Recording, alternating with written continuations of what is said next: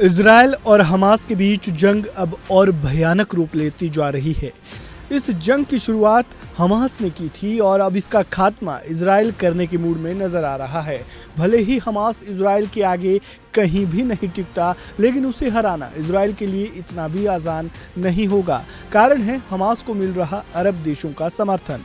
Israel Hamas जंग के बीच अब अमेरिका ने बड़ा फैसला लिया है। अमेरिका सरकार के आदेश पर लगभग 2000 अमेरिकी सैनिकों और यूनिट्स को अलर्ट कर दिया गया है। अमेरिकी रक्षा मंत्री लॉयड ऑस्टिन के आदेश पर अमेरिकी सैनिकों को अलर्ट पर रखा गया है। यानी अगर हालात और बिगड़े तो अमेरिकी सैनिक भी इस जंग में नजर आएंगे। हमास से जंग के बीच अमेरिका पूरी तरह से इजराइल के समर्थन में खड़ा है। अमेरिका कई मौकों पर कह चुका है कि जब तक उसका अस्तित्व है वह इजराइल का साथ नहीं छोड़ेगा। इजराइल और हमास में जारी जंग के बीच अमेरिकी राष्ट्रपति बाइडेन बुधवार को इजराइल पहुंच रहे हैं।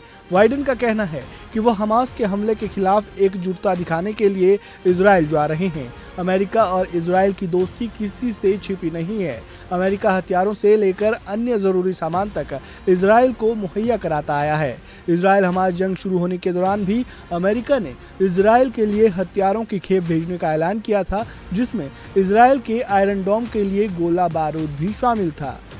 वहीं इजराइल हमास जंग में अब लेबनान की भी एंट्री हो चुकी है। लेबनान की ओर से आई एक एंटी टैंक मिसाइल ने इजरायली टैंक को उड़ा दिया। मंगलवार को लेबनान से दागी गई एंटी टैंक मिसाइल उत्तरी इजराइल के मैटूला में गिरी और 3 लोगों को घायल कर दिया। हालांकि इजराइल की सेना इसका पूरा जवाब दे रही है।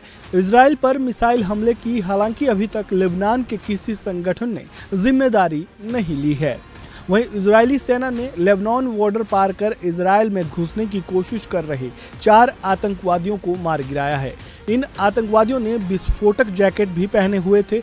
इजरायली सेना ने इसका एक वीडियो भी शेयर किया है, जिसमें चारों आतंकवादियों को टारगेट कर बम से उड़ाते हुए देखा जा सकता है। पिछले हफ्ते भी दक्षिणी लेबनान में फिलिस्तीनी इस्लामिक जिहाद के आतंकवादी सीमा पार इजराइल में घुस गए थे। इसके बाद इजरायली सेना और आतंकवादियों के बीच झड़प हुई थी, जिसमें 3 लोगों की मौत हो गई थी और कई अन्य घायल हुए थे। आपको बता दें कि इजराइल और हमास के बीच जारी जंग में अब तक 4000 से ज्यादा लोगों की मौत हो चुकी है।